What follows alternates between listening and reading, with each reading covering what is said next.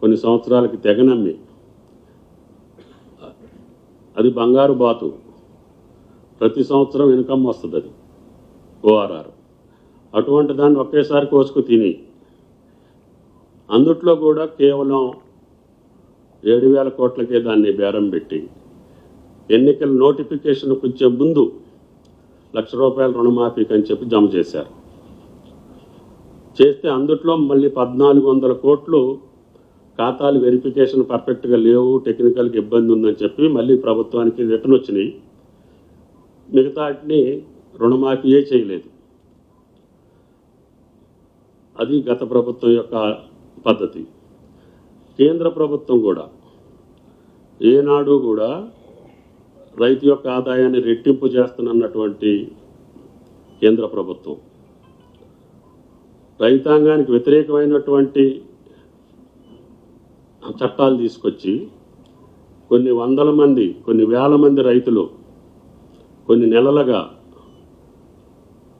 ఆ చట్టాలను రద్దు చేయమని చెప్పి కోరినప్పటికీ అనేక నెలలు రైతులు ఆకలి మంటలతో చనిపోయేదాకా ఉద్యమం చేసినటువంటి రైతులు మరణించేదాకా చూస్తూ కూర్చున్నటువంటి ప్రభుత్వం ఈనాడు రుణమాఫీని ప్రశ్నించడం కానీ, లేకపోతే అనుమానించడం కానీ, లేకపోతే అసత్యం ఆరోపణలు చేయటం కానీ ఆ రెండు ప్రభుత్వాల్లో ఉన్న పెద్దలకి మంచిది కాదు అని చెప్పి విజ్ఞప్తి చేయదలుచుకున్నాం. కాంగ్రెస్ పార్టీ వరంగల్ డిక్లరేషన్లో గౌరవ రాహుల్ గాంధీ గారు ఇచ్చినటువంటి మాట ప్రకారంగా మొదటి పంట కాలానికే ₹2,00,000 రుణమాఫీ చేస్తాము అని చెప్పి కాంగ్రెస్ పార్టీ వాగ్దానం చేసింది. గత చరిత్రలో ఎన్నడూ లేనటువంటి విధంగా, ఏ ప్రభుత్వం తలపెట్టనటువంటి విధంగా ఒక సాహసోపేతమైనటువంటి కార్యానికి కష్టాల్లో ఉన్నటువంటి ప్రభుత్వం, ఆర్థిక ఇబ్బందుల్లో ఉన్నటువంటి ప్రభుత్వం, ఆర్థిక వ్యవస్థని చిన్నాభిన్నం చేసి అభూత కల్పనలతోటి కాలం గడిపినటువంటి విధానానికి భిన్నంగా అన్నమాటని నిలబెట్టాలనే ఉద్దేశంతో ఈ 2,00,000 రుణమాఫాన్ని నెత్తికెత్తుకున్నాం. దానికి ఇబ్బందులున్నా మిగతా సెక్టార్స్లో అడ్జస్ట్ చేసుకొని ఇప్పుడు 2 విడతలుగా రిలీజ్ చేసాం. 3వ విడత కూడా ఈ నెలలో చేయదలుచుకున్నామని చెప్పి సాక్షాత్తు ముఖ్యమంత్రి గారు చెప్పారు. 2,00,000 వరకు ఈ నెలలో పూర్తి చేసి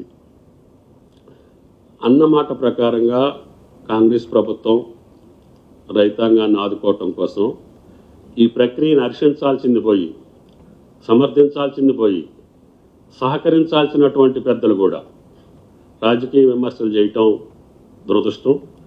కాబట్టి రైతాంగాన్ని యొక్క మనోధైర్యాన్ని దెబ్బతీయకుండా ఇంత చారిత్రకమైనటువంటి నిర్ణయం చేసినటువంటి ప్రభుత్వాన్ని అభినందించకపోయినా పర్వాలేదు, అడ్డంకులు సృష్టించొద్దని చెప్పి ఆ ప్రభుత్వాలకి, ఆ రాజకీయ పార్టీలకి విజ్ఞప్తి చేస్తున్నాం.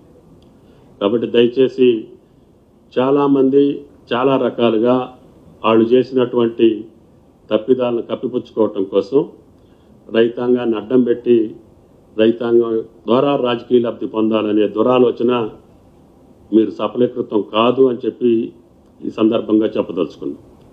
కాబట్టి ఇప్పుడు వరకు చేసినటువంటి రుణమాఫీలో సుమారు 30,000 ఖాతాలు సాంకేతిక పరంగా ఇబ్బందులు వచ్చినాయి.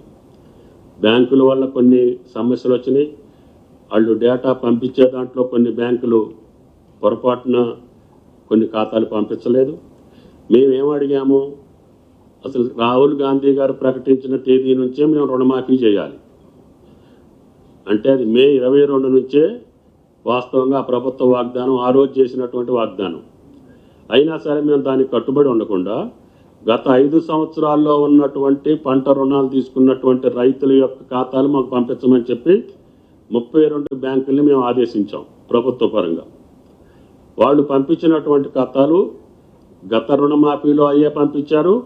కుడి ఎడంగా మళ్ళీ మొన్న కూడా మాకు పంపించినటువంటి ఖాతాల్లో సుమారు 40 లక్షల వరకు ఖాతా నెంబర్లు పంపించారు. 25-26 వేల కుటుంబాలు ఉన్నాయి అందులో.